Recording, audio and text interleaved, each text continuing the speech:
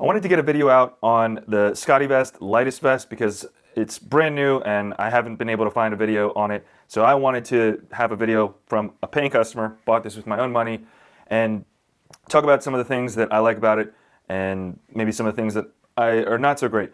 So that's what we're going to get into in this video. I've had scottevests for years now. My purchase history I think goes back to 2018. So I've had them for a long time, used them for various things. I currently have the previous RFID travel vest and 2 Tropiformer jackets, which double as vests. I'm going to show some of those in a second to have some comparison. But first thing, I want to talk about the philosophy of use for me and this lightest vest.